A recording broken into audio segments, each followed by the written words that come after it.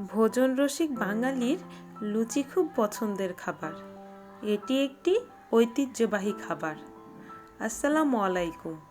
আজকে আমি বানাবো ফুলকো লুচি। এর জন্য নিয়েছি 2 কাপ ময়দার আটা, সাথে নিয়েছি 1 চা চামচ লবণ।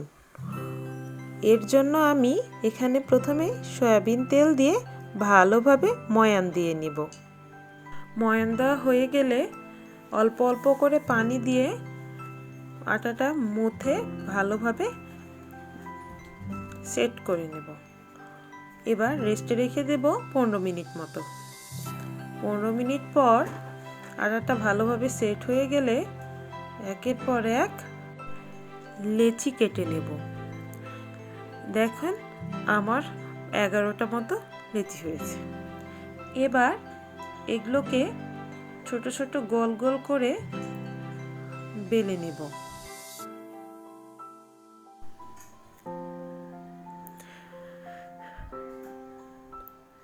সবগুলো একসাথে বেলে নেওয়া হয়ে গেলে খুব বেশিক্ষণ রাখা যাবে না, কেননা এখানে সবগুলো একসাথে লেগে যেতে পারে।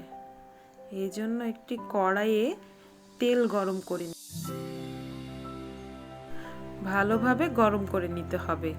এই সময় গ্যাসের হিট মিডিয়াম হাইতে রাখতে হবে। লুচিগুলো একের পর এক আমি ভেজে নেব। দেখুন আমার লুচিগুলো খুব সুন্দর ফুলকো ফুলকো হয়ে ফুলছে।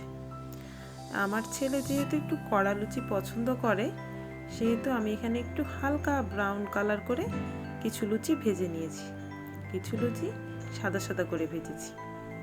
যে যার পছন্দ অনুযায়ী ভাজবে। এই লুচির সাথে তো কলিজা ভুনা না হলে চলেই না, অল্প কলিজা ভুনা করে নিলাম। দেখুন আমার লুচিগুলো কিন্তু খুব সুন্দর ফুলেছে। এভাবে নিয়ম ফলো করে লুচিগুলো ভাজলে অবশ্যই লুচি ফুলবে। একের পর এক আমি এইভাবে লুচিগুলো ভেজে নিলাম।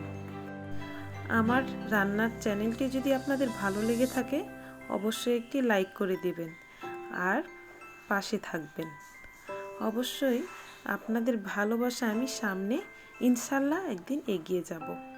আমার ছেলে তো আমাকে বলল বেস্ট।